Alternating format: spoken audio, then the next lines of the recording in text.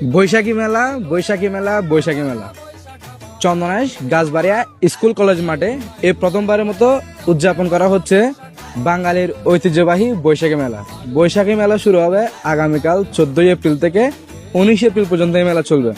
এখানে বৈশাখের সকল আয়োজন করা হচ্ছে, সাংস্কৃতিক অনুষ্ঠান থেকে সবকিছু থাকবে। আর এখানে যারা আপনারা স্টল নিতে যাচ্ছেন তারা মেলা উদযাপন কমিটির সাথে যোগাযোগ করবেন আর আমার ভিডিওটি শেয়ার করে দেবেন।